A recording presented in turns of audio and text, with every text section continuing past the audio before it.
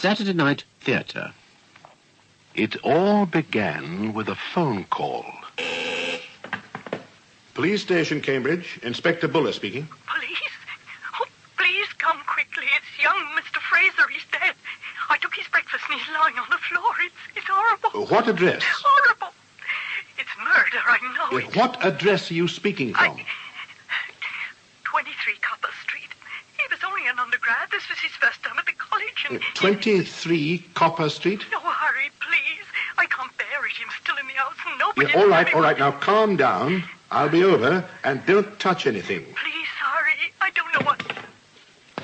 Sergeant. Sir? Emergency call. I'm taking Walters and the police surgeon. Yes, sir. Anything interesting, sir? I don't know. It might be murder. Murder? I said might be, Sergeant. Oh, yes, sir. Sorry. Stand by at the desk. Very good, sir.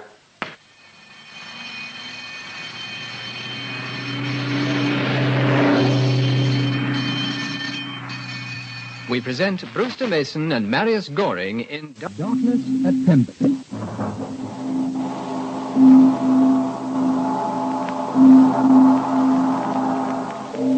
Not that I ever took murder for granted.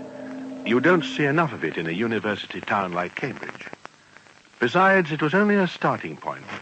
The moment where reality suddenly and unpredictably hinged onto dream. It touched off the fuse for nightmare.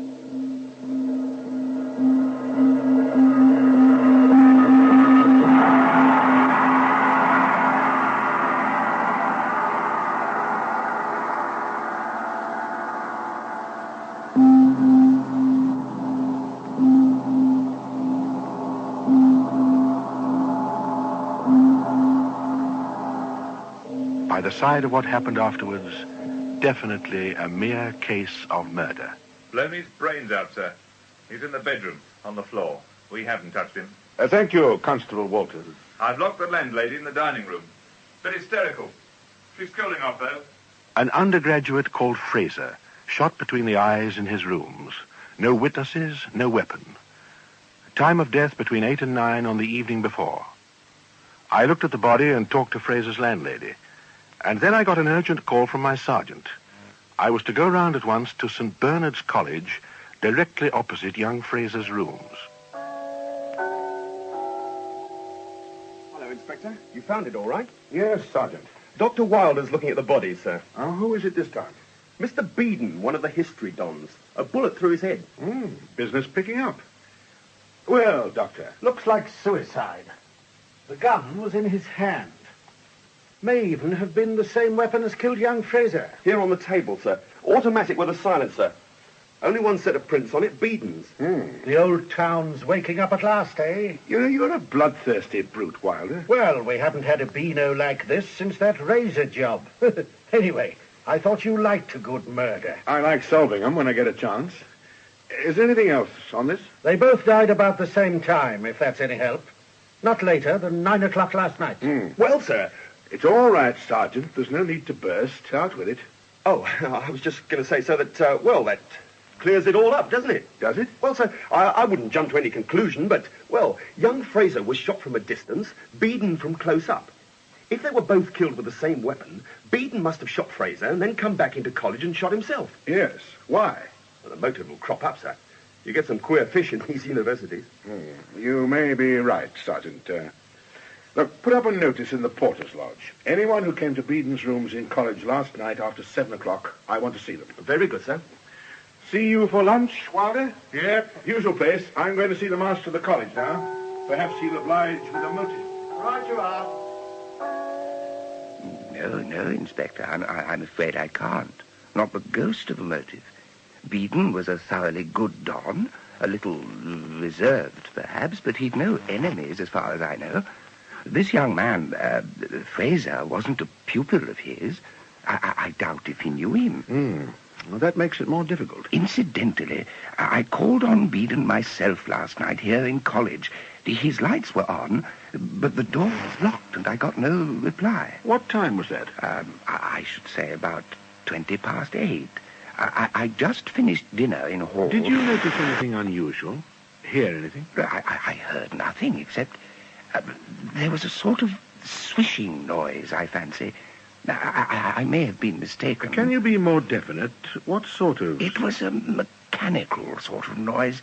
Like a carpet sweeper? No, it was soft and regular. There were no bumps.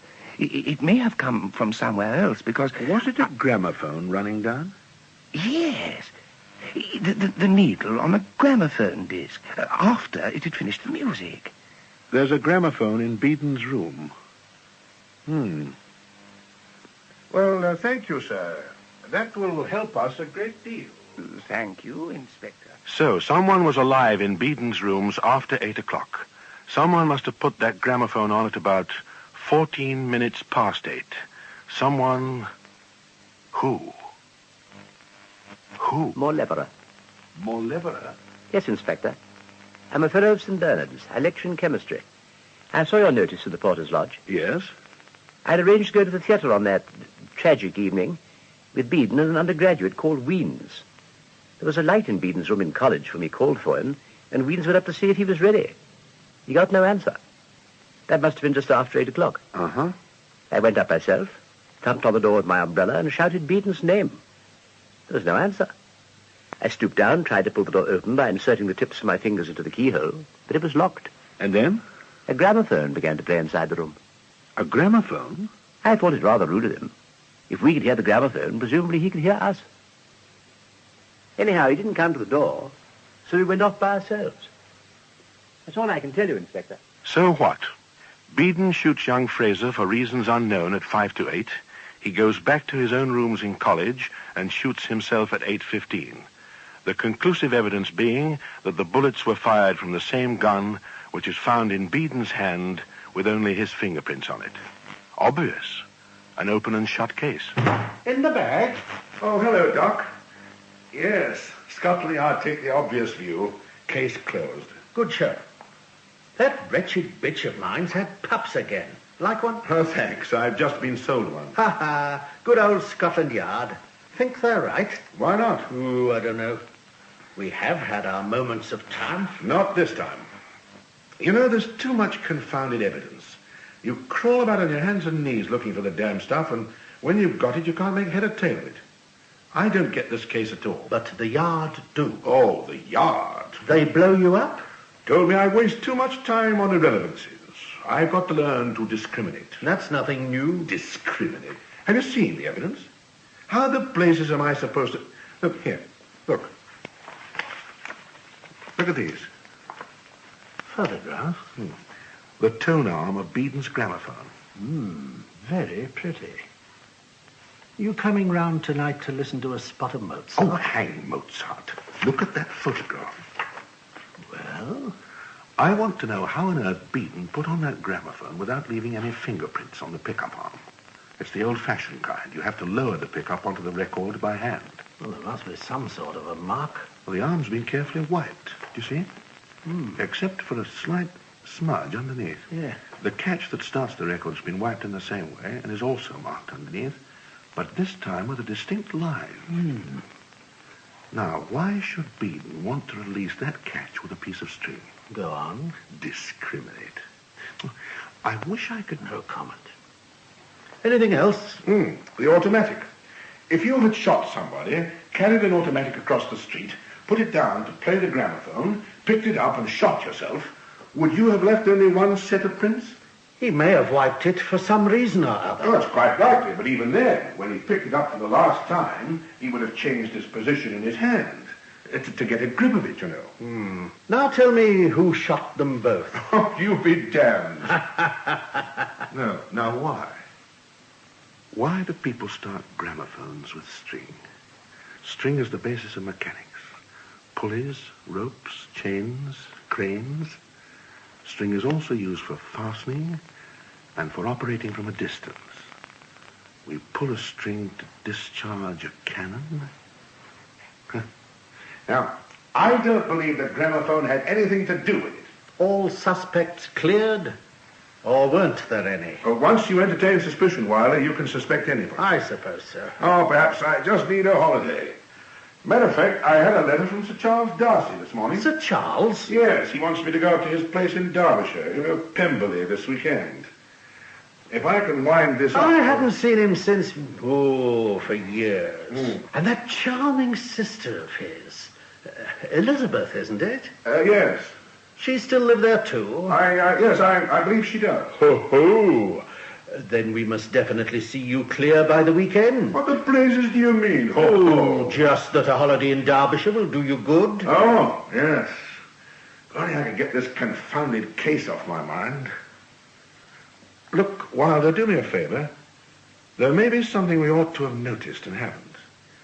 Just in case, I wonder if you'd think over that post-mortem again. I have. Any little thing that you have? I have.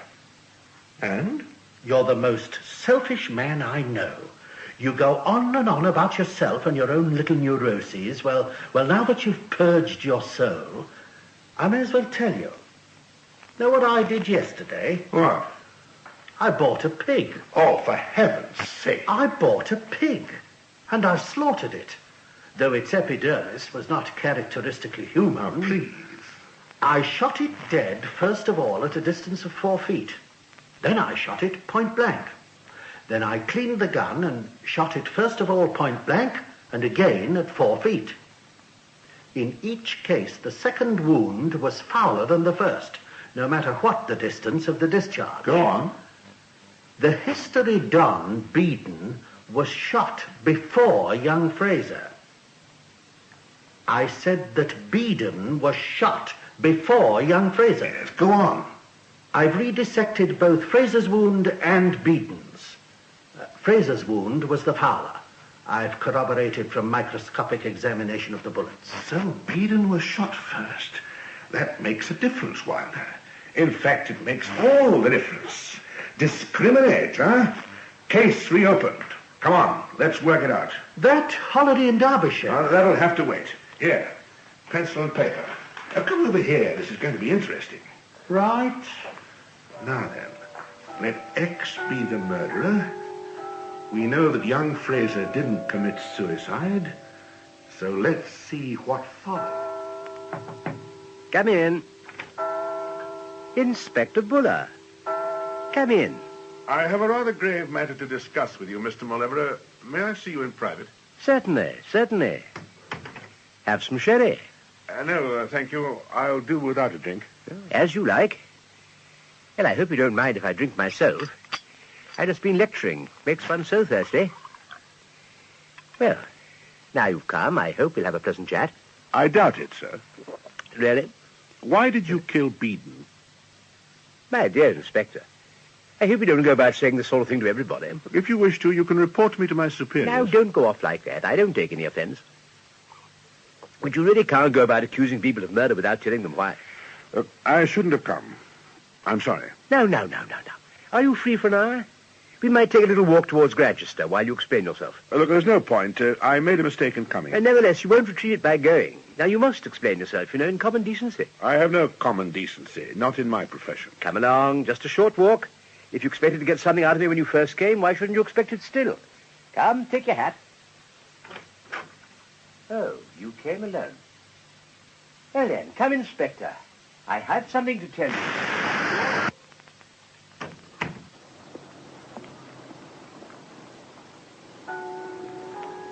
A lovely day, don't you think? Cambridge always looks its best this time of year. Or perhaps you don't think so.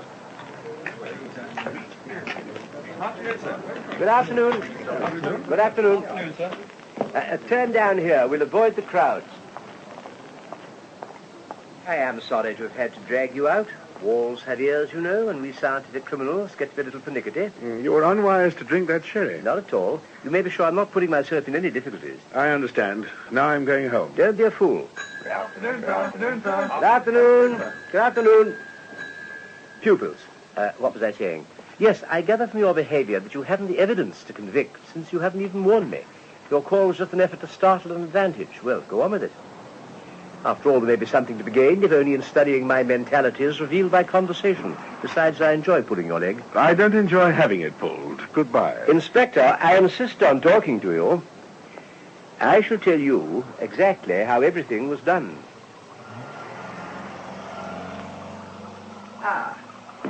We can lean on the bridge and bask. It's quite comfortable. I don't think I shall bore you. Here, I think. The delights of punting. Sailing down the river, eh, Inspector? When I was a boy, I used to lean over this bridge and drop pebbles as the punts glided underneath. It was usually someone asleep on their back, and one is so defenseless in a punt, don't you think? What do you want to tell me? Quite a lot. Quite a lot. Now, I suppose you've established the priority of the wound by the autopsy. You'd never have thought of looking into that so closely if it hadn't been for an accident. It was that wretched pick-up arm and catch. Go on. I wanted to kill Beeden because I believed the master was getting shaky. Beeden would have taken the master's place if he'd survived him. Now I shall get it. I'm poor, you know, and there's your motive. I wanted to make it suicide. I got hold of an unregistered Belgian automatic.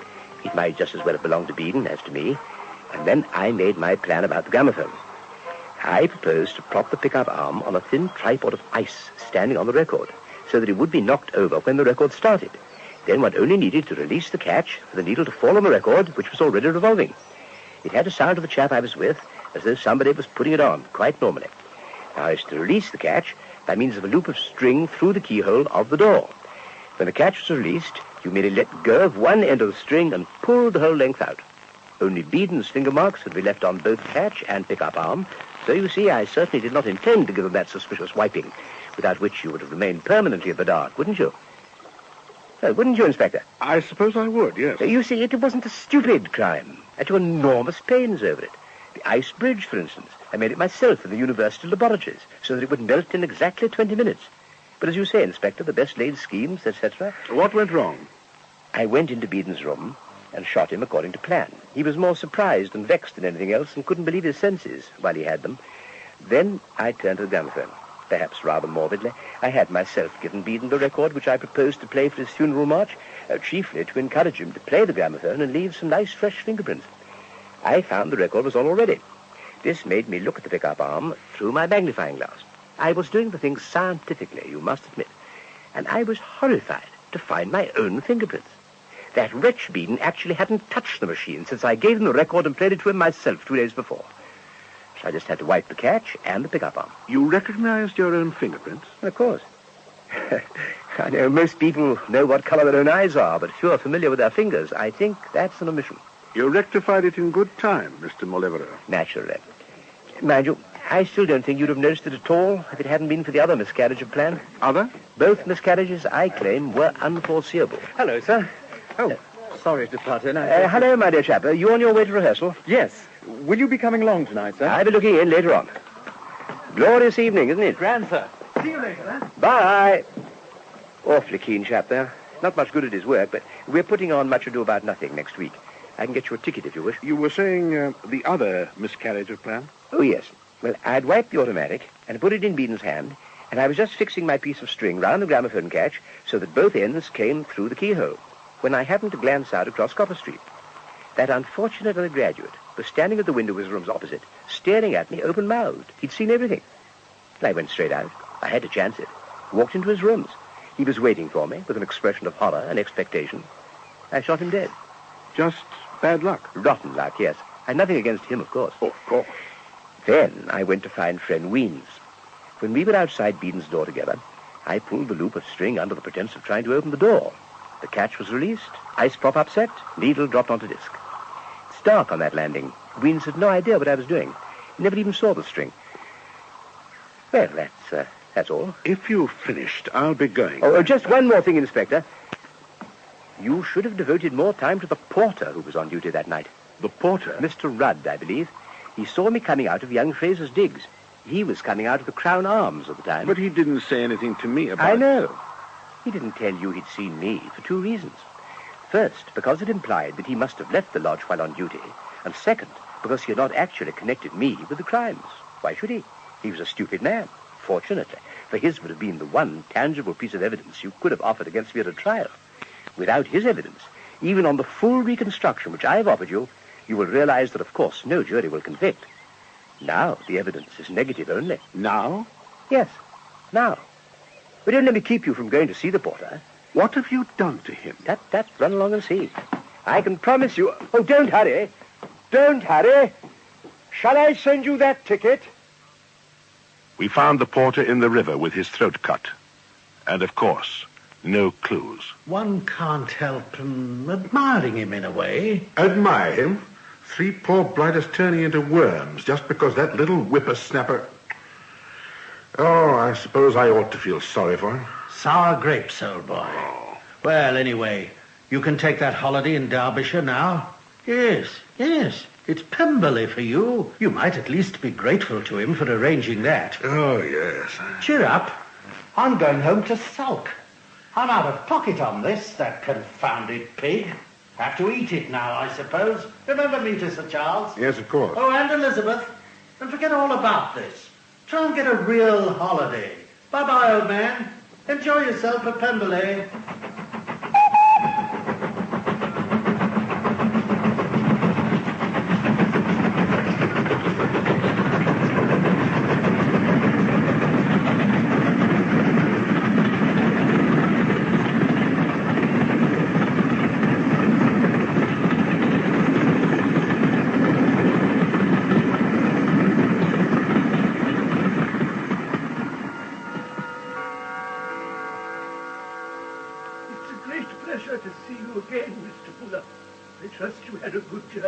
Thank you, Kingdom. Yes, I did. It's always a pleasure to come up to Pemberley. Sir Charles will be down directly, Miss Elizabeth. Thank you, Kingdom. I'll see to the tea. Yes, miss. You know, Kingdom must be the oldest butler in the world. He is, and he's always right. It is good to see you. Tea? Oh, yes, thank you. We don't get many visitors at all nowadays out in the wilds. And, of course, Charles doesn't encourage them. You're privileged. Thank you. How is Charles? Well, I don't know. He's been so odd. Ever since that terrible accident, you know. What, hasn't he got over it yet? No. It's my fault, I suppose. I am only his sister, but I ought to be able to... No, you're not to blame in the least, Miss Darcy. Give him time. He'll recover. Will he? They'd only been married for 4 months, you know, and he was driving awfully fast. It wasn't his fault. He won't see it. All he knows is that Irene was killed. And he blames himself. Yes. And it's dull here at Pemberley, you know. He lives like a hermit. Did I ever tell you, when he first came back from the hospital, he tried to kill himself? No. Not suicide, not really. Riding point to point all day long, charging his fences. But he killed his favourite grey mare instead, broke her neck. Poor Charles. Anyway, let's not talk about it. It's so nice to get in touch with the great big world outside. We've been following this case of yours, you know, in the paper. Oh, that... Oh, I'm sorry, I shouldn't talk shop. But we're such great fans of yours. No. Oh, yes. And Charles insists that... Oh, Charles, we've just been pulling you to pieces. Hardly necessary, Uncle. Hello, man. Good to see you. Hello, Charles. Glad to be back. What the hell's all this we've been reading in the papers? Charles. Oh, he doesn't mind. Do you, old man? Or am I lacking in tact? No, not at all. No, I get enough of that in my job. You have got a job, then, according to the papers. No, it's quite true. I haven't got it. I resigned before I came away. But let's have another log on, Charles. This room gets so drafty. All right. The baronial hall. Then change the subject. What do you mean by resigning? Oh, Charles, don't you think... I don't mind talking about it, Miss Darcy. It's over and done with. I resigned because I had no alternative. But surely it isn't your fault if you can't catch a murderer. No. Besides, you can't be expected to find out who did it straight away. Well, the trouble is that I have found out who did it. And I can't prove it. Well, they can't kick you out for that, surely. No, I've not exactly been kicked out. Well, why did you resign? Oh, general disgust. What at? At my profession. I'm afraid I've been a fool. What's wrong with your profession? Oh, nothing. It's a good profession. In fact, it's a magnificent profession. But I've been a fool. Well, then. I suppose what really made me do it was disgust with myself. You must tell us about it. Well, you see, if I'd acted promptly, I might have saved this last victim. But why can't you catch the chap? You say you know who he is. Yes, oh yes, he's still there in Cambridge. But we can't prove anything against him. What happened? The 3 men were killed by a fellow of St. Bernard's, a man called Molevera. He says he did it for gain, but that's nonsense. He did it because he's a born murderer, just for its own sake. The history on Beedon did stand in his way, of course, and the idea must have occurred to him that he could get rid of him by murder, so he set to work to plan it out with the enthusiasm of a maniac chess player. And I'm afraid he pulled it off. But that's appalling. Do you mean to say that in this country, in this century, a man can be known to be a murderer and not be punished? I'm afraid so. Tell us more about this blighter. More Leverer, or whatever it is. Yes, Mauleverer. What did you like to know? More about him, himself. I don't know. He's a small man, rather petty and neat. I dare say he feels inferior about his personal appearance, and that contributed to his motives, to sort of reassert himself physically. I should think he bullies his pupils. It doesn't sound very much fun. No, not very nice. But what worries me is that he might do it again. He'll get a craving for the excitement, the mental stimulus. And if he does, he'll keep on with it. Now, that's where I'm afraid of him. It's that tiny light of insanity, of incomprehensible chaos behind the eyes. He sounds evil. Yes, evil. Come on, old man, polish off that scar, and I want to show you my new rifle range. Oh, look at the time. I'm going to see Cook about dinner. And you don't have to be polite. If my brother bores you, say so. Oh, go away. Coming, old boy? Yes. Yes, I'd love to. See you later. Hope you have lots of fun at the range. Good shot. Not bad. Now, let's see what you can do. Right. How do you think Liz is looking? Oh, yeah, very well. She's lonely here, you know. Not much fun for her, playing the good companion to me. I know. Why? And I can't talk her into going away. No? Isn't it about time you were married, huh? Oh, I beg your pardon? You're in love with her, aren't you? Oh, no, really, Charles. Well, aren't you? I have a great regard for her. Miss Darcy, naturally, but... And she's crazy about you, my dear chap, so what are you waiting for? You must admit it's pretty hard lines on the poor spectator. You and Liz see each other once a year, so for 2 weeks every spring, I can't get a word of civilized conversation out of either of you. You sit and eye each other like a couple of frustrated sheep. I suppose you think it's beneath her dignity to marry a policeman. No, it's not that. And if you don't intend to marry her, you should be ashamed of yourself, keeping the poor girl on tenterhooks. And don't tell me you come up here specially to see me. Oh, look, Charles, even if I thought that Miss Darcy wanted to marry me... And she does. Well, look, even if I thought that she perhaps... Oh, what... Give me that gun. Bullseye! Good show, man. You two still here? Especially for you, Mr. Buller. You are in favour, my dear. We can't get this stuff out of it. What time is dinner? 8. Don't be long. The guest has got to be in bed early. See what you've let yourself in for, old man. The life healthy. Liz says you've got to get in a good hour's steeplechasing every day before breakfast. Sounds wonderful. Wonderful or not, it's decided. You can forget all about Cambridge and your miserable old mania. You're on holiday, and it's going to do you good if it kills you. And it probably will. Up at the crack of dawn, eh? Oh, well, nothing like it. As Liz would say, you don't have to be polite. Come on, old man.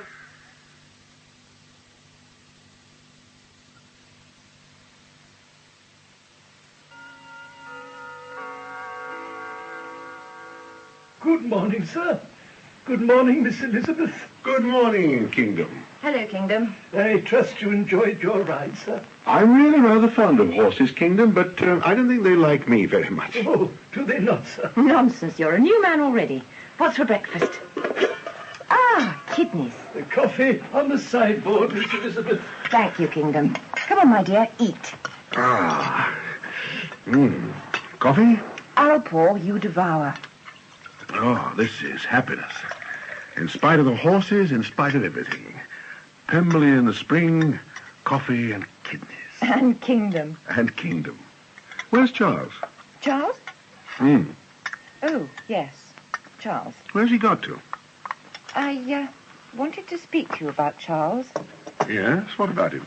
It's just... Yes? My dear, I believe he's gone to murder that Don of yours.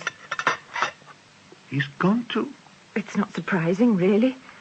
After you went to bed last night, he came to talk to me in my room. Now Kingdom tells me he's gone off. Do you mean he told you he was going to kill Mauleverer? Oh, no, he didn't say anything about it. He said he was bored with life, that he had nothing to live for, no friends, that there were too many crooks going scot-free nowadays.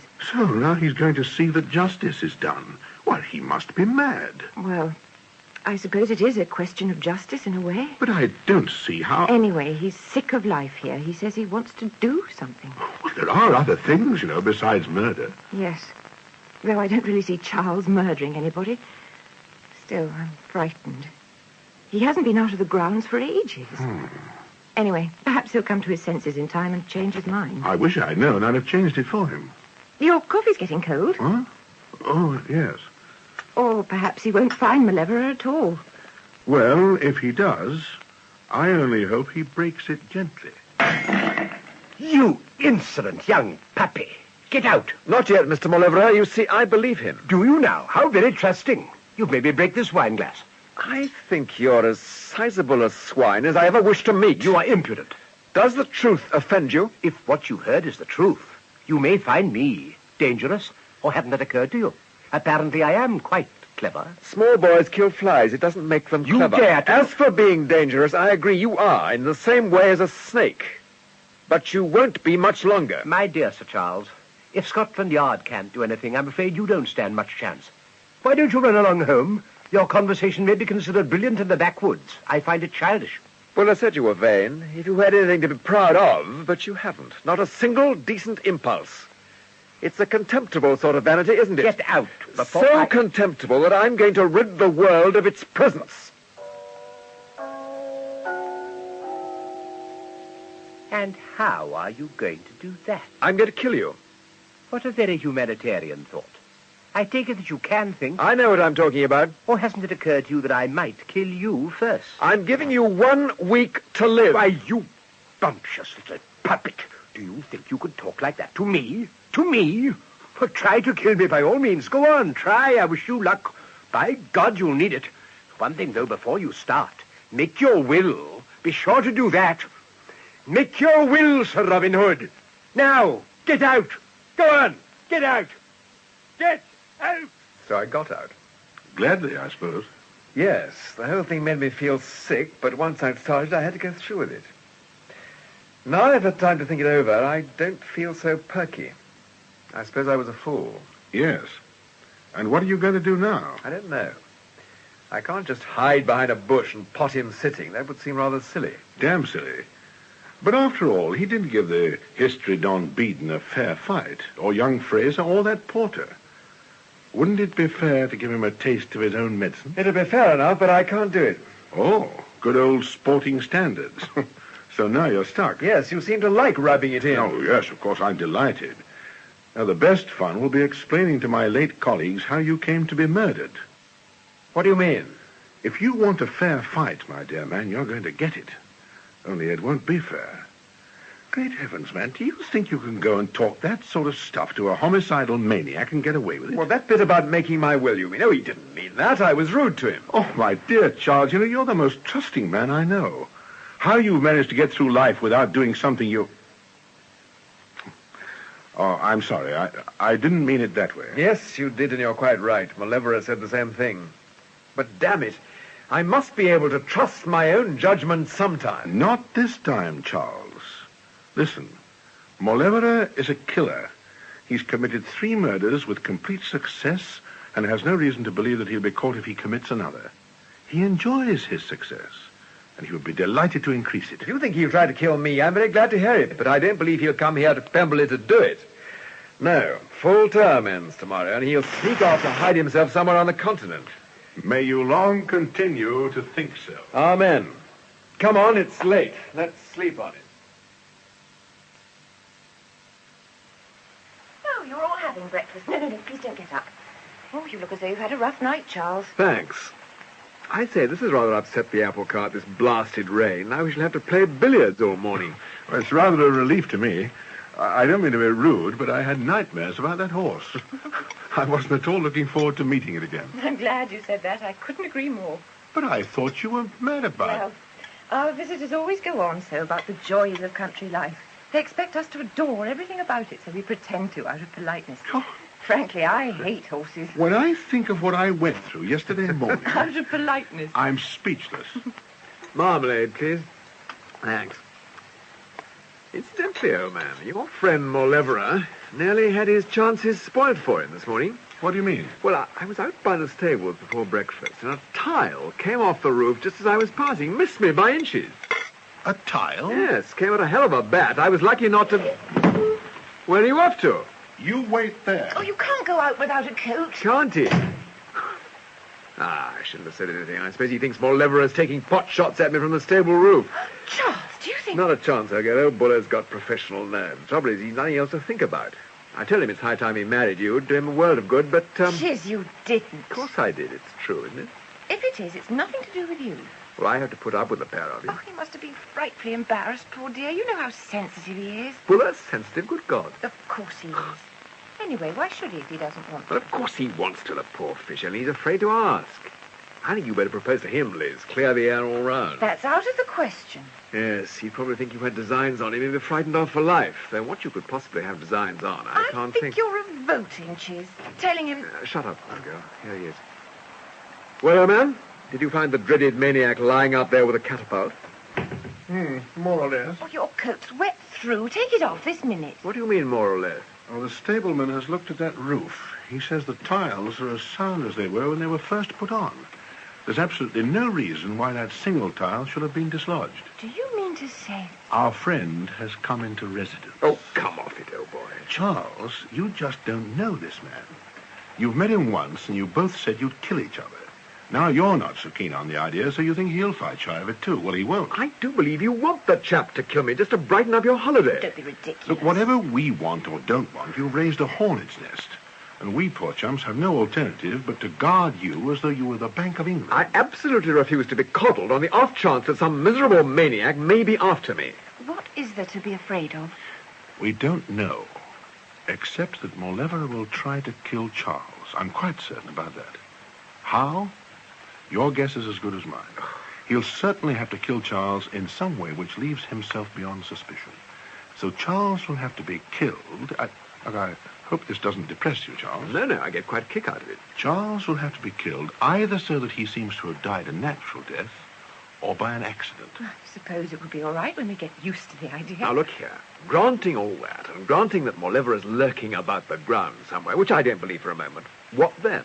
What are we going to do about it? Well, will you take my advice? Let's hear it first. No. Either you believe me and consent to act under my orders, or you must go your own way. I utterly disbelieve you, and I'm quite content to go my own way. Charles. Damn it all, it's my affair. It's between me and Mauleverer. If we're going to take pot shots at each other, that's our business. I shall leave by the next train, and I shall notify the police. You'll have a posse of constables on your doorstep. Now, look here. Charles, please. It's serious, Charles. Of course it is. We can't just sit back and wait for you to be killed. Supposing I get him first. You don't even know where he is. But it's against the rules, old boy. I said I'd kill him myself. I didn't say I'd rally all my chums to help me. I'm talking about protecting you, not killing him. But this is intolerable in my own house. Charles, please. Oh, go on, for heaven's sake, and don't bully. Right. Now, we're going to search the house and grounds. Then you are going to be locked up in your bedroom till further orders with a guard inside and outside it. I hope I shall be allowed out occasionally, every third Armistice Day or something. Seriously, we can hardly keep the poor thing locked up forever. I know. He deserves to be, but we can't. But he's going to be locked up for the next 6 days, because if I know Mauleverer, he'll try to kill you within the week you gave him to live. That would strike him as a neat joke. And if he doesn't? He's patient enough to wait for years. So what? So, after this week, I'm afraid we shall have to do what you said. And what was that? Kill Mauleverer. Oh, for Pete's sake. No, I can't let you be mixed up in this. Of course not. It's my affair. It's our affair. We have the misfortune to be your friends and relations. I'm surprised at you, old man, an ex-minion of the law, suggesting that we... Damn it, Charles. Do you think I want to kill the man? I don't want a skeleton like that in my cupboard. What else can we do but kill him? But you can't. Apart from the fact that it isn't done, it's 100 to 1 we shan't pull it off. Anyway, it's in self-defense when you come to think of it. That doesn't make it right. And besides, it's Charles' funeral, not yours. I absolutely agree, so shut up, both of you. I am going to find Mauleverer now, alone, to kill him with my bare hands. Don't be a fool. We can decide who's going to kill him later. The first thing is to prevent him killing you. Let's search the house. Oh, all right. I'll get the staff together. You are the most infuriating guest I've ever had in my life. I shall never invite you to Pemberley again.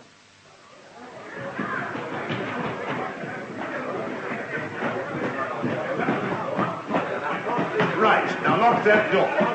Stay guard on the landing. Kingdom, make sure that window's fastened.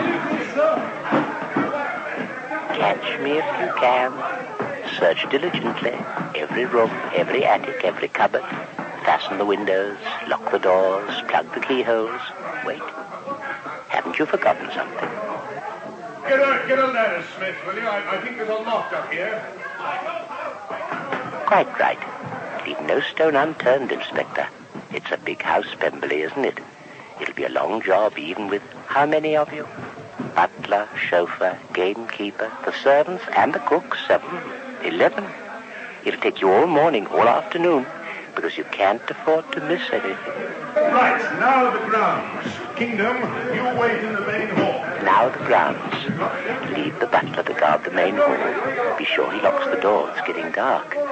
You should really have warned him to put the lights on. But of course he's lived at Pemberley all his life. He doesn't believe anything can go wrong. But hurry, Inspector. It's getting dark.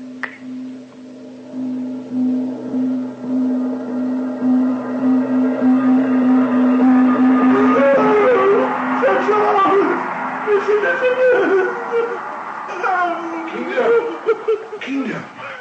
What's the matter, man? What's up? It's Kingdom. I saw it. Dreadful it was. What did you see? A pair of hands, white hands. Pull yourself together, Kingdom. What is it? What's he seeing? Kingdom, what did you see? Hands, white hands, and it laughed. What laughed? Didn't you see his face? His eyes, horrible great eyes, staring. Was the front door open? Oh, no, sir, I locked it inside like you told me. I was standing in the hall. Oh, damnation. We'll have to search the house again. Turn all the lights on. Check on every window, every door, every room. Yes, sir. Smith, go around the outside of the house with a torch and see if any of the windows are open. Yes, sir. What's this? He must have dropped it.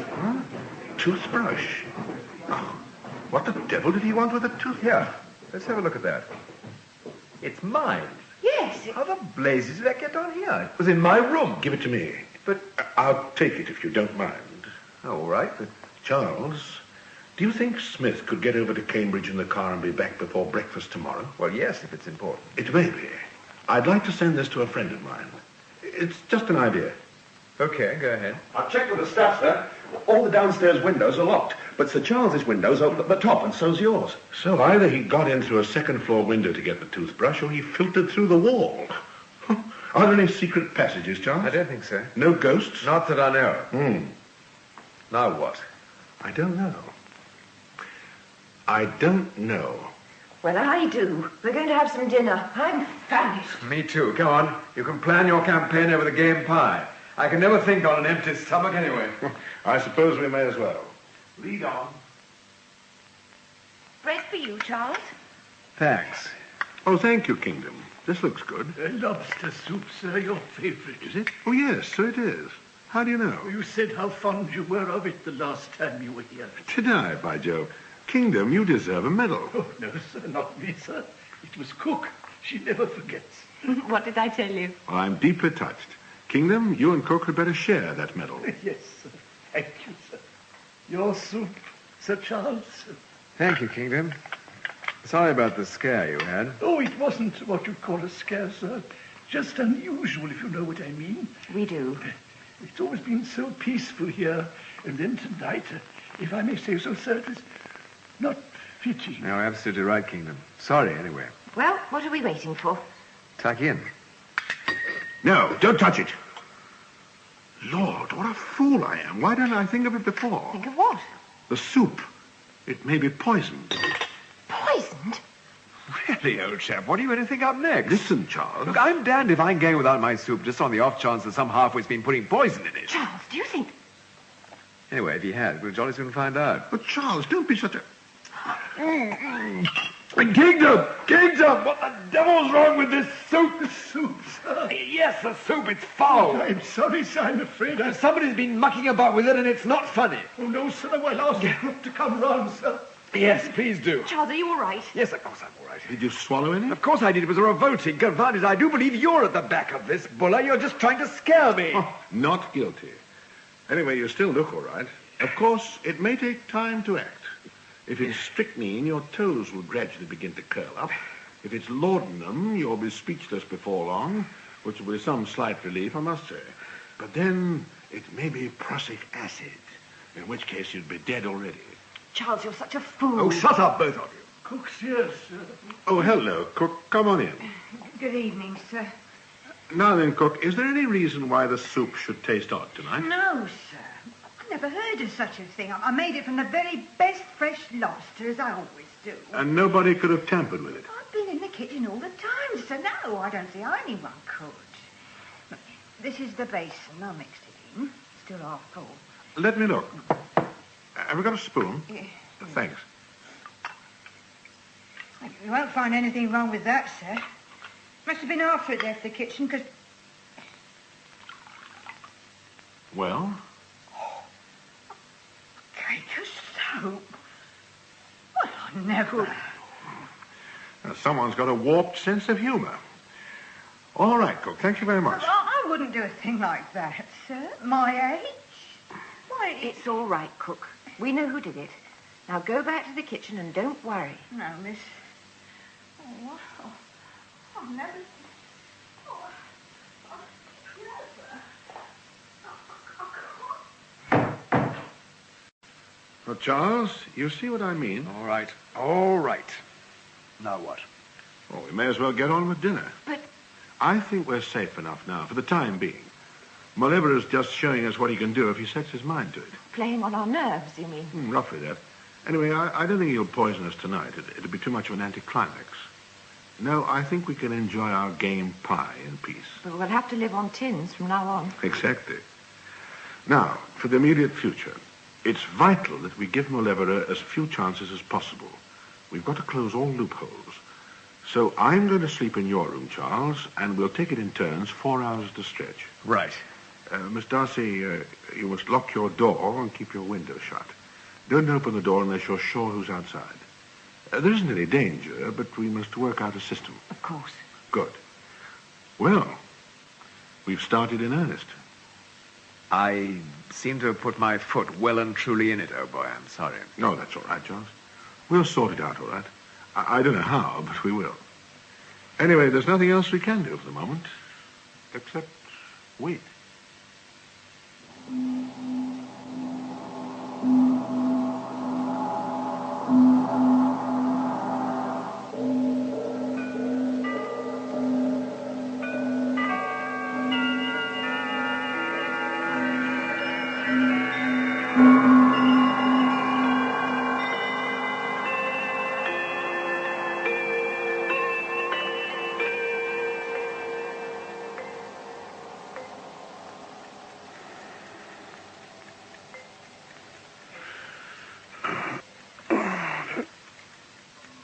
Damn those clocks. 2:30. What's that? Oh. Getting jumpy.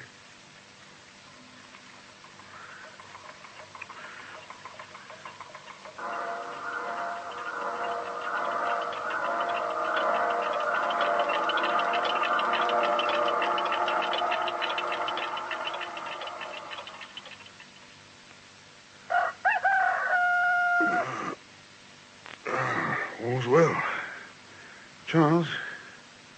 Charles, wake up. It's morning. What's that? Oh, morning? Oh, morning, good morning. And what a morning. Miss Darcy, you remember Dr. Wilder? Of course I do. Hello. Hello, Miss Darcy. My dear Wilder, how nice to see you again. Boat race day, wasn't it? Must have been years ago. Didn't Oxford win? How are you, Sir Charles? He's the fellow I sent the toothbrush to. As a delicate hint, I thought in rather bad taste. Incidentally, I am gate-crash. Nonsense, you're very welcome. But you must be absolutely exhausted. Driving through the dawn, yes. I'll fix you some coffee. Thanks. Help yourself to breakfast. Grand. Well, come on. What about it? That's what I want to know. You can't have an expert opinion without fee. I'm afraid this isn't public property. Bootlegging or murder? Sorry, it isn't my secret. Well, the toothbrush is mine. Forgive my abruptness, Miss Darcy. But Buller's so punctilious that he has to be stampeded into everything. Yes, Here's your coffee, Wilder. Oh, thanks. Well, actually, it's up to you, Charles. Go ahead, old boy. Nothing to hide. Wilder's safe, isn't he? If he's as keen as all that, he'll be jolly useful. Can we put him up, Liz? Certainly, if you'd like to stay, Doctor. Oh, but it isn't exactly a house party. If it was, I wouldn't. Good man. Now, Who's murdering who? My dear, the whole house is a shambles. Splendid. I shall give everybody a certificate of death from natural causes. You finish your breakfast and don't talk so much.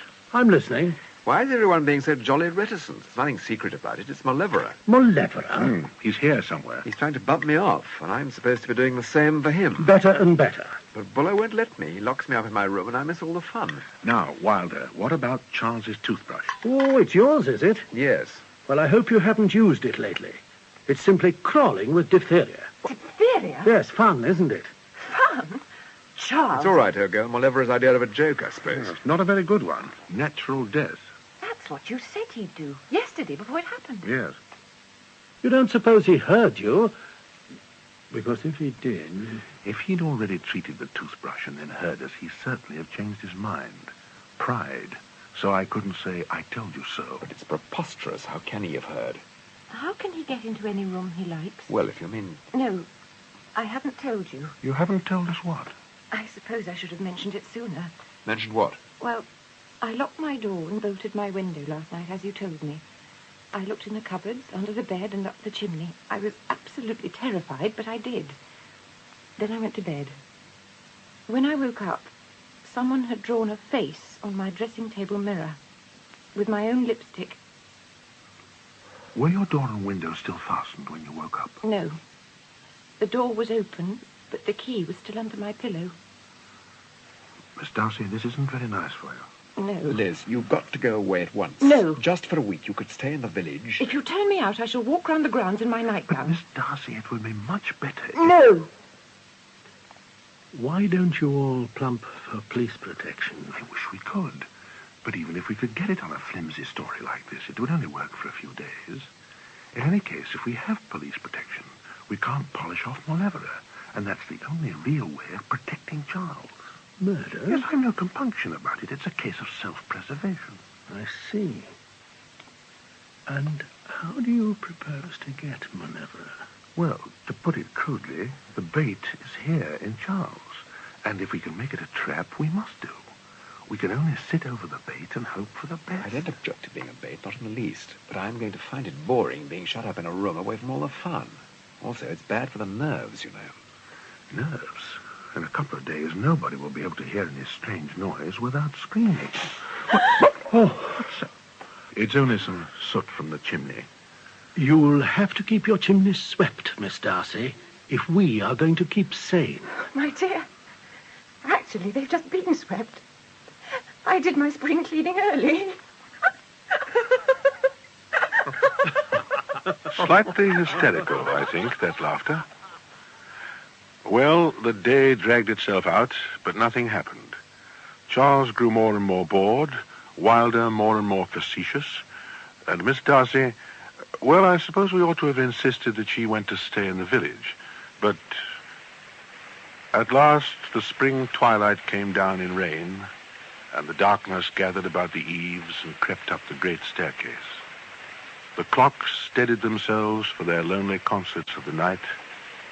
The house congealed again into silence.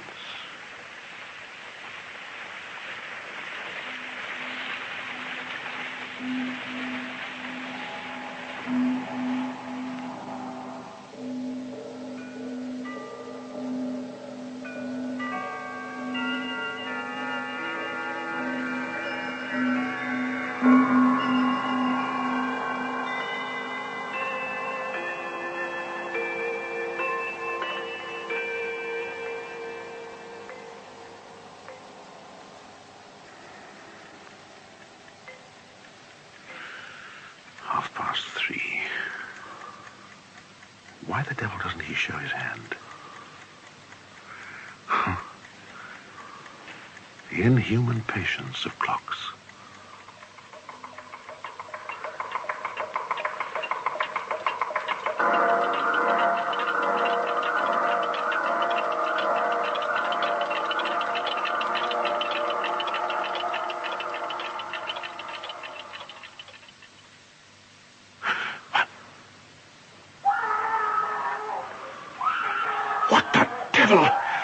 Charles!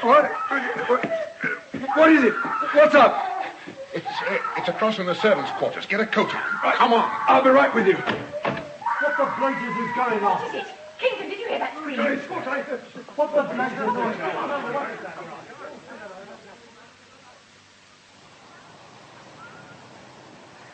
Oh, it's cold out here. I'm freezing. Yes, I'm sorry, Miss Darcy, but I've had to ask you and Dr. Wilder to come outside here because, you know, you're quite right about being overheard, Wilder. Mm-hmm. One can't be sure of saying a word in that house with secrecy. But what... Our friend has just entered Cook's room with the door and the window bolted and deposited a skull on the bed rail. Cook is of a nervous temperament. But how on earth? In the same way as he got into your room last night. Yes, but... Down the chimney. The chimney? It stands to reason, doesn't it? Cook's room was locked and bolted, but Malevola got in. Of course. They are pretty big, those chimneys. Big? Why, the whole house was designed so that you could roast an ox in your bedroom. The chimneys. Well, now we can... No, we haven't enough men to go after him. There must be at least 60 fireplaces. And yet this is the time to attack. If only we can think how. Yes. My great-aunt in Montreal had the same sort of trouble. Only with her, it was owls. In the chimneys? What did she do about it? Nothing. She rather liked them. Sorry. There is one way, you know. Look, are you going to be funny? It isn't funny. I have a friend near Manchester who's an experimental chemist. He's a good fellow. He trusts me. Of course, we couldn't use a real poison gas. Gas? Yes. But we don't want to wipe out the whole of Derbyshire owing to a change of wind. Gas. That's it. We'd have to use laughing gas or tear gas, something lighter than air. Can you count on this fellow? I'll ring him first thing. Good. Then that's settled. We'll smoke Malevola out. Meanwhile, it's vitally important that he shouldn't smell a rat. We won't mention chimneys indoors, and we must be careful not to lower our voices if we want to say something important. We just mustn't say it. We should get the gas the day after tomorrow. Anyway, we've got to do it by daylight so that if he bolts, we can pot him. You aren't really going to kill him. Yes, we are. Honestly, Miss Darcy, you and Charles don't know this man. I do. And believe me, if we don't knock him off first, Charles is as good as dead. Well, if you say so. It's our only hope. I wouldn't believe anybody else. Oh, yes, quite. Well, we'll put a cordon round the house. I hope to God he puts up a fight. No. You've got to catch him alive. You can't kill him. But, Miss Darcy... I'd rather you murdered him for revenge or hatred or just for fun than that you should be compelled to kill him at a distance out of fear that he will kill you. Yeah, I know what you mean. So do I, but I think it's madness. Look, we'll get the gas anyway. But there's one other thing we can try first. He's been living in the chimneys for 2 days. He may have brought some concentrated form of food with him, but he can't have brought enough water to keep him going. Agreed? Sounds reasonable. Well, it's 100 to 1 that he comes through the fireplace into one bedroom or another every night and goes through into the bathroom for a drink. I suggest that we should lay for him tonight, rather, and then... And when we catch him, what do we do? Knock him on the head, I suppose, and turn him out into the road. And what then? Don't ask me. Go off in a yacht till he dies of old age. Oh, it's a wretched situation, but I think Miss Darcy's right. Thank you. We haven't enough people to watch all the bathrooms. No, we shall have to trust to luck. You, Wilder, and Smith in the kitchen. That's likely because there's food there, too. Mm-hmm. Then I'll look around. He can't move about indefinitely without traces of soot. I ought to be able to pick up some signs which taps he favors. Now, we can cover 3. You, Wilder, and Smith 1. Yes. 2 of the servants another. And the gamekeeper, what's his name? Roberts. Roberts and myself a 3rd. Okay. And if he chooses the kitchen, he's going to have a headache. Roll on tonight.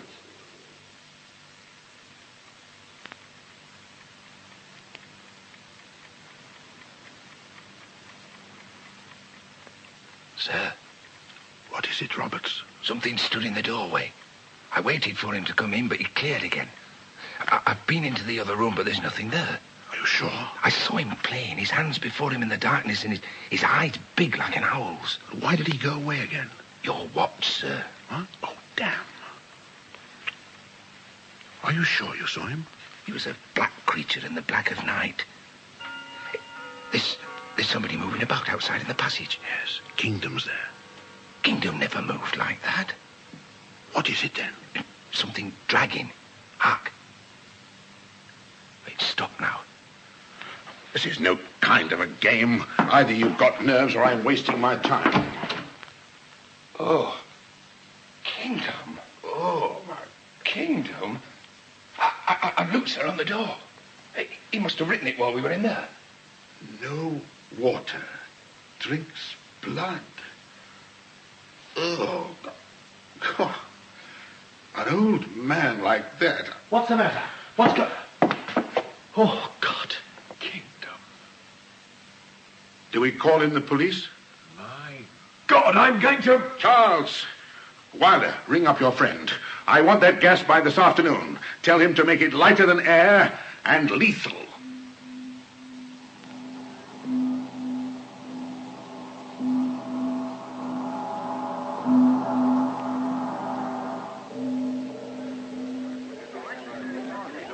Get the rest of the starboard, Smith. Inspector Buller will be along in a moment. Right, Sir Charles. I suppose it was sudden. Kingdom, I mean. He couldn't have known what was happening. He hadn't even time to cry out. Oh, what an inhuman beast. What a devil. Oh, jeez, I don't remember a time when there wasn't Kingdom at Pemberley. Don't cry, Liz. Liz, darling. Of course we shall go for him now. You haven't told the police. No, we'll do it ourselves. This would never have happened to him if it hadn't been for us. The staff's ready, Sir Charles. Right, Smith. Is everyone ready? Good. Quiet, everybody, please. You know why I've called you all together. You're all armed. We are going to close and bolt all the windows and doors, and Dr. Wilder is going to release a poison gas in the hall and the main chimney stacks. You'll be posted in a cordon round the house. If this man tries to make a bolt for it, I want you to shoot him dead. Shout if you get him, and I will finish him off if necessary. We are doing this for the sake of Sir Charles's safety. Does everybody agree and understand? Good. Now the gamekeeper will instruct you which positions to take up. Go to it, and good luck. The windows are all shut, and the cylinders are in the grates. Good. There's no danger outside. It'll go straight up. I only hope nobody will elect to fly over Pemberley. Well, I'm going to start. We'll give it 2 hours. Right.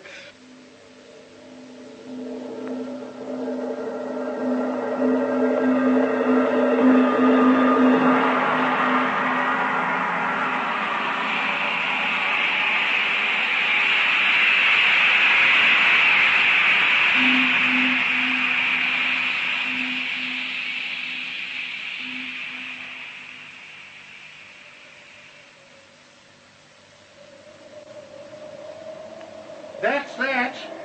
If the rats are at home, they're dead. I'd have liked to see a bolt. Me too. What do we do now? I'll go in and open the windows. Light some fires on the ground floor, get an upward draft. Right. That stuff was definitely lethal. Oh, yes. So, Oliver is dead. Yeah. Still, we better keep up the guards for tonight, just in case. If he's dead, he can't hurt us. Ah, but we don't know that he is dead. Well, if he isn't, he must have got away before we started. Yes. And he won't come back today. Probably not. Anyway, it's 10 to 1 he's dead. There can't be any danger tonight, and we do deserve a rest. All right, Charles. We'll risk it. Come on. Wilder's waiting. It's safe to go back.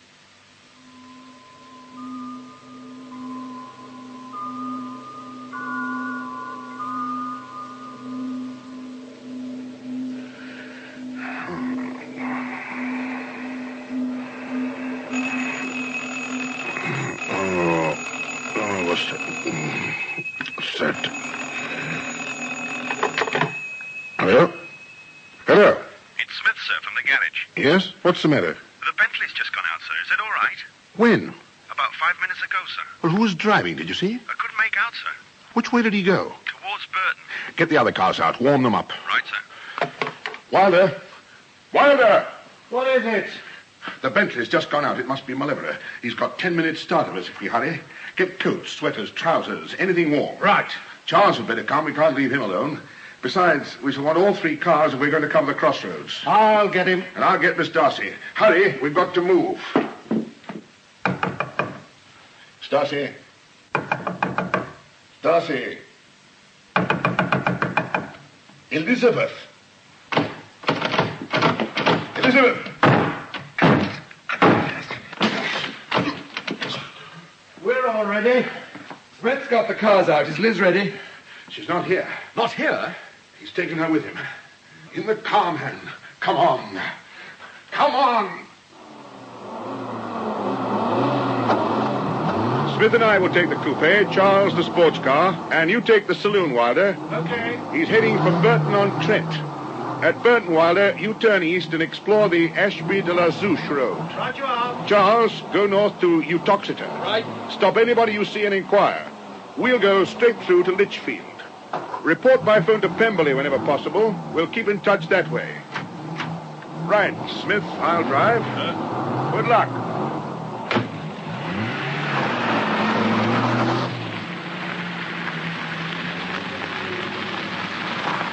Lichfield, sir. 3:30.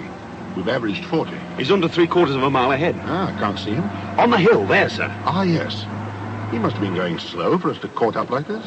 He's going at a lick now. Must have seen us. He's turning left for Tamworth. We'll catch him between two fires. Wilder should be striking through Tamworth towards us on this road. There's Wilder's lights coming towards us. Signal with your headlights. We'll trap him between us. Damnation. It's not the Bentley. Chasing the wrong ruddy car. Wilder, I've been chasing the wrong car. He must have switched off his lights and gone on to Sutton Coldfield and Birmingham. We'd best follow up. There's a choice of 3 roads after Birmingham. Phone Pemberley. Leave a message for Charles to bear south and explore the Birmingham-Wolverhampton road. You make for Worcester, and we'll bear southeast for Warwick. Okay.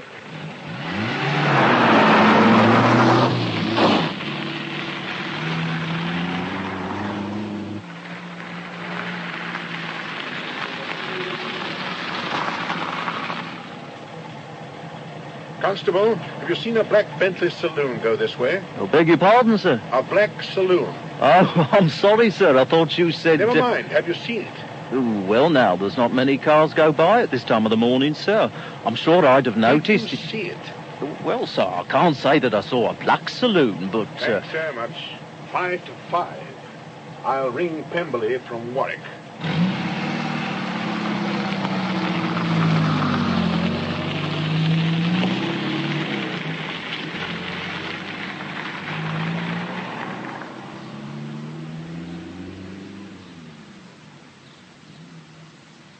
Hello?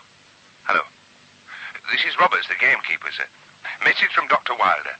The Bentley has taken the Worcester Road, and Dr. Wilder is going to Tewkesbury. He says you're to come back westwards. Right. If Dr. Wilder phones again, tell him I'm taking the Oxford-Worcester Road.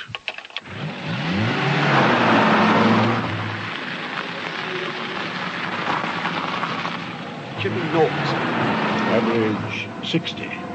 We'll phone again from Broadway.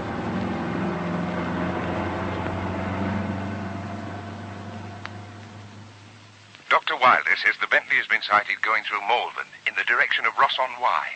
Dr. Wilder is going through Ledbury and wants you, Mr. Buller, to make for Ross through Gloucester. Thank you, Roberts.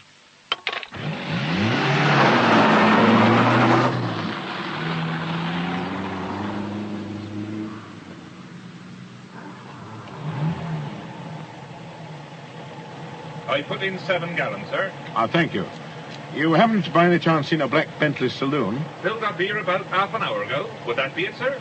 Would it? Thanks. Which direction was it going? Monmouth, I think, sir. Thanks.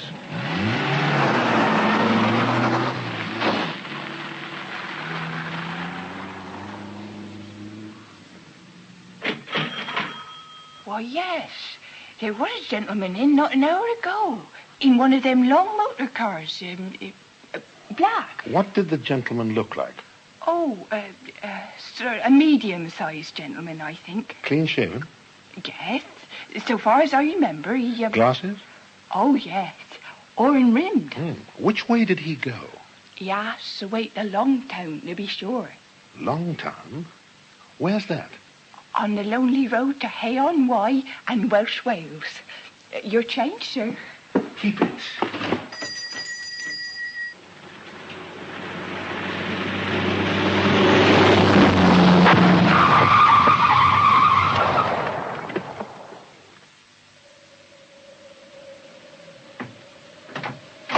Damnation. Now what's wrong, Smith? Puncture. Flat as a pancake. Oh, that's dished it. Not a village within 9 miles in this godforsaken country. at those nails on the road. Quite half a crown's worth. God, he chose a marvelous place to maroon us in. All them mountains. Yes, the Black Mountains, they call them. Oh, well, come on, I'll lend you a hand. He's led us here by the nose, sir. He must have waited for us every time we lost a scent. Would you think, sir, that he wanted to entice us away from Pemberley? Oh, yes, that's it, of course, but I suppose he thought we'd leave Sir Charles unguarded. Oh, no, he can't have been such a fool. There's something else at the back of this. What the blazes does he want with Miss Darcy? What's he done to her? God, if that so-and-so's hurt a fibre of her body, I'll wring his blasted neck till his head comes off. Yeah. Give us a hand with this tire, sir. Right. Now, then we'll phone up and leave messages for the others and make back for Pemberley. Nothing else we can do. No, sir. Afraid not.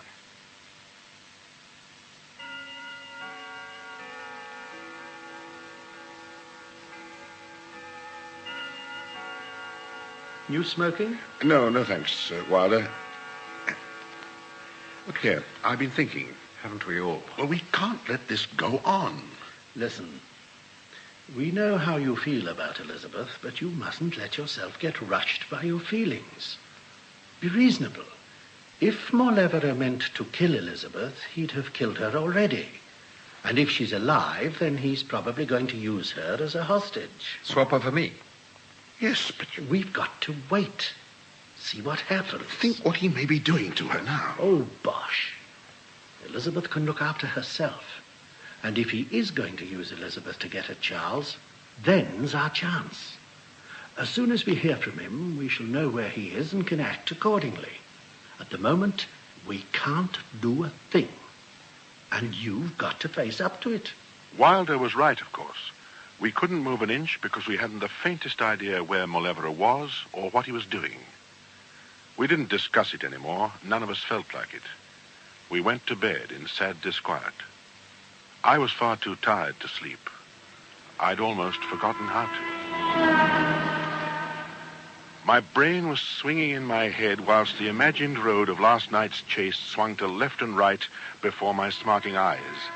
I was driving a car endlessly at impossible speeds along roads which forked and turned in every direction.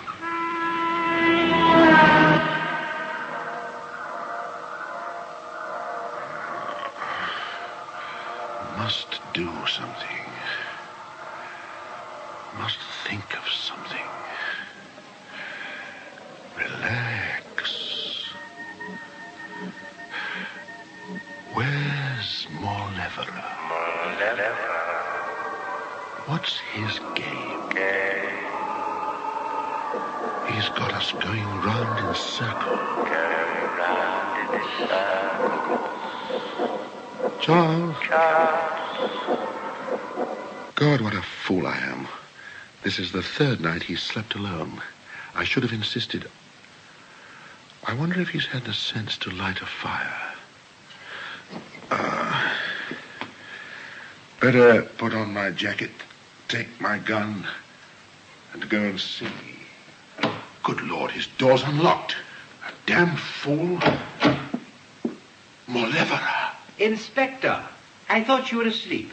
Got your revolver too, have you? Yes, damn you. Try and catch me up this chimney. All right, you devil. But first, where's Charles? Charles? Charles, are you all right? Still breathing. No wounds. Drugged. Harmlessly drugged. And he's up the chimney. I'll go after him. Coming after you, Inspector. Watch your step. It's dark up here. If it's narrow enough, I can work myself up with my back against one side, my feet against the other. Come along. Harry, can you hear me? I can hear you. Damn. Can't find the way. Where the blazes does it go? You've gone the wrong way, dear chap. But never mind. Work your way up, inch by inch, like a bat. Except that you're not very silent. I'm following. God, what's that? There's someone breathing within an arm's length of your ear, Inspector. Hear it? Take out your revolver. Quietly, quietly. Weigh it in your hand. Simple now to end those breaths forever. Why don't you? End them forever. Fire! Elizabeth, you're alive. Elizabeth, you're alive. Inspector Buller? Inspector Buller, are you conscious? Are you conscious, Inspector Buller? Are you conscious, Inspector Buller? I hit you with your own revolver. Are you in great pain, Inspector? Oh, don't try to move. I've tied your hands quite firmly behind your back. Your ankles, too. And I've got your revolver now. I must apologize for all the suffering. Really, it's against my nature. Swine. Oh, really, Inspector. And I've been so looking forward to this quiet chat. Rather cozy in the dark like this, don't you think? Hearing you talk over my affairs in the various rooms of this fine house, I've longed to correct your theories, and you've probably danced on my strings long enough to wish to know how they were pulled, eh? I couldn't listen. There was a violent pain at the back of my head where he'd hit me with the butt of my own revolver. Besides, he made me feel sick. The vanity of the man, parading his twisted little mind, drunk with his own cleverness. But he insisted on telling me the whole story, every detail. He had to. We murderers seek our fame, he said, yet fame for us must be anonymous. Ah! He reminded me of a gloating and eager spider. Evil. Because you were quite a promising pupil. I arrived here on the night of Sir Charles's visit to Cambridge, fully equipped. My black chimney clothes, charming, don't you think? But of course you can't see them. And a pair of white gloves, so that I could see when, where, and if I was getting dirty. Dirty people leave traces, you know. Fortunately, our hostess had only just swept her chimneys, so it was easier than I anticipated. However, I was most careful. Whenever I left a chimney for a room, I used to brush myself in the grate with this soft clothes brush. I was doing that when I sat for some time with the kitchen grate between your friends Wilder and the chauffeur. I flatter myself that I didn't leave many traces. I also brought ropes and a gas mask. You might have given me credit for that much sense. After all, in a chimney, one is usually in contact with the fumes of coal gas, at least. Whether I wanted to listen or not, I had to. He meant me to know that he was clever, and in his way, I suppose he was. But to what purpose? I suppose I was justifiably annoyed to think that he'd kept one step ahead of me. I ought to have been sorry for him, but I couldn't be. He went over all the ground again, pointing out with glee where I had miscalculated, how I had failed in the battle of wits between us, and ascribing any inadequacies on his part to bad luck, as he had done the fingerprints on the gramophone and the student in the opposite room. The little affair of the skull was unfortunate, of course. Bad luck again. The cook woke up just as I was putting my skull on the bed rail, and I had to leave in a hurry. I hadn't time to unlock the door. Unfortunately, because since the door and window were locked, you were forced to the conclusion that I must have entered by the fireplace. And so the next night you tried to trap me at my drink, and I was compelled to give you a warning lesson. And the next day, oh, your amusing gas attack. I slept through it with the greatest comfort. You thought that I was either gassed or gone. I was neither. And it was delightfully easy for me to steal into the room of the sweet Miss Darcy here, treat her with an innocuous drug, and bring her up here. She's been here all the time. That's why I led you that dance to Wales, of course. But I had to get you out of the house. I really couldn't have had you poking about in these chimneys today. Highly successful journey, I may say, though I had the greatest difficulty in keeping you on my track. But now to business. Sir Charles. Now, I have to dispose of him, you know. Tonight. I have to. Murder him. The knife, I think. He's lying innocuously drugged, waiting for it. But first, you and your lady, my mannequin. What are you going to do with her? Oh, not with her alone, Inspector. I have a treat in store for you both. Do you remember asking if there were any ghosts in Pemberley? What of it? The answer is no. The dead Darcys press very little upon the house. We shall see now whether the mysteries of Pemberley may not be increased by a little, whether the memory of me, her only genius, may not be kept green by succeeding generations. I should like the story of a lover in his lass to add amongst the others. What are you going to do? Listen, Buller, I'm going to carry you down now, one at a time, and hang you both in the kitchen chimney. Not so as to strangle you, you know. There's a convenient ledge where I can truss you. The cook will light the kitchen fire, I suppose, the time before the household rises. I don't suppose the fire itself will burn you, though it is a large fire and a large grate, and it may roast you very uncomfortably. Your deaths, I should say, would take place within the hour and from suffocation. If they search the chimneys when Charles's body has been found, they ought to find you dead. On the other hand, they may never search the chimneys after all.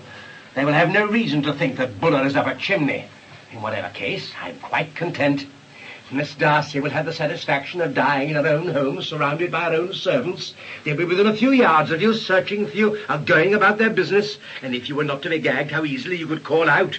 If you were not bound, how few steps would take you to safety. And I shall have the poetical stimulus of reflecting upon the Glams legend of Pemberley, and of thinking of the old sooty bones wedged safely but forgotten in the bosom of this lovely house.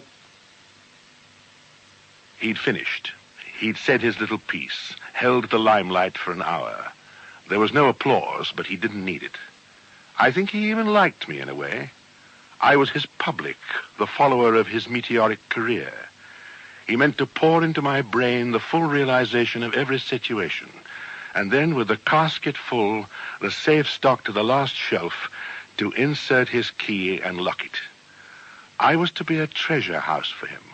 The dead brain, like a gramophone record without the machine to play it, retaining its impressions in an eternal secrecy. I can't think why, but I have a feeling of affection for you, Inspector. I shall save you till the last. He was busying himself for his task, bringing in ropes, working out his communications, spinning his web. To get us to the kitchen chimney meant taking us up the main shaft onto the roof, the kitchen being on the opposite corner of the house. He would have to drag us along the sharp edge of the V-shaped roof and lower us down a fresh stack. He was more like a spider than ever, scuttling to and fro.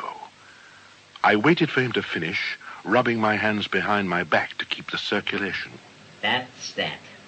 I shall take Miss Darcy to the kitchen first, and then pay my final visit to Sir Charles. Then I can come back for you and tell you all the news, whilst we're on our way. Charles's last moments, you know, how he enjoyed them. My little mausoleum, my house of fame, my finished gramophone record would be stocked up to the last moment in that case. Yes, that is what I shall do. And after that, I shall really have to be going. And now, ladies first, eh? You will excuse me, Inspector? That's what I was waiting for. For all his cleverness, Mauleverer was no expert in tying a rope. Somehow I had to intercept him before he could get to Charles, and surprise was the only weapon I had. After all, he'd got my gun. I worked myself up towards the sky. The stars were out, and the tang of the wind before dawn freshened me as I rose above the chimney. I writhed out onto the roof and curled myself behind the brickwork and waited. Not for long. Mauleverer came towards the chimney chuckling and put his hands on the ledge. I rose to my full height, and we were face to face. You gotcha! Oh, no, you don't. You won't get me. Give me the gun. Give me that gun. I'll teach you. Oh, damn you. No, you don't. Right. Take your gun. Goodbye. No for Miss Darcy. No, you don't. And I've got the gun now. Damn. Missed him again.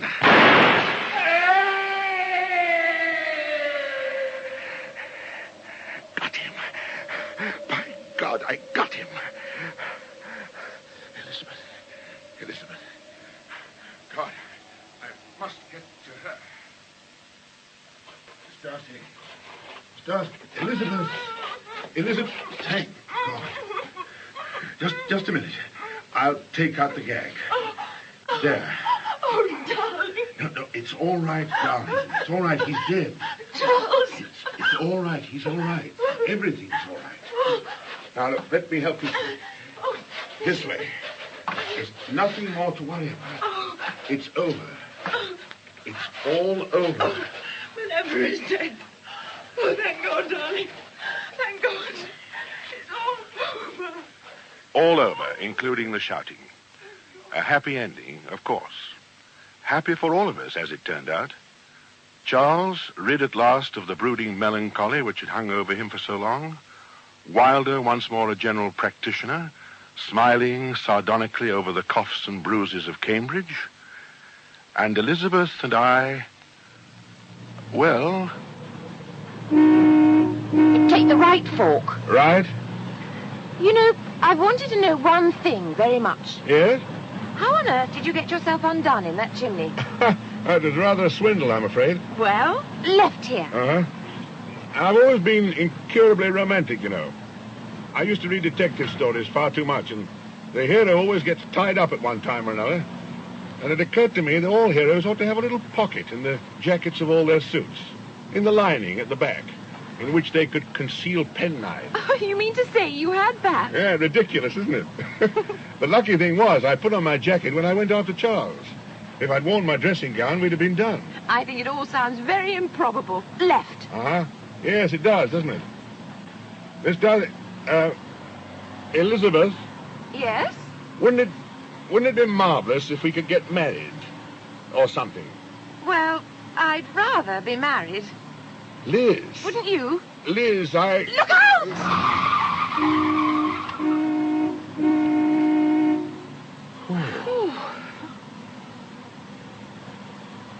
Do you know, darling, I don't even know your Christian name. No, I know, Liz, but, well, you see... What is it? It's, Leonidas Jeremiah. Oh. I shall call you Buller. That was Darkness at Pemberley by T.H. White, adapted by Donald McWhinney from the novel of the same name. The part of Malevola was played by Marius Goring, Inspector Buller by Brewster Mason, Sir Charles Darcy by Peter Howell, Elizabeth Darcy by Susan Edmonston, Dr. Wilder by John Sharp, and Kingdom by Rolf Lefevre. A Cambridge landlady was played by Betty Huntley Wright, a cook by Diana Olsen, and a shopkeeper by Bonnie Hurrell. The Sergeant and Smith by David Sinclair, Constable Walters and a garage man by William Slay, the Master of the College and Roberts by Vernon Joyner, a student and another constable by Neville Jason. The play was arranged for stereo and produced by Raymond Rakes. And their production of Darkness at Pemberley will be broadcast again on Radio 4 on Monday afternoon beginning at 3:05, when once again can be heard in stereo.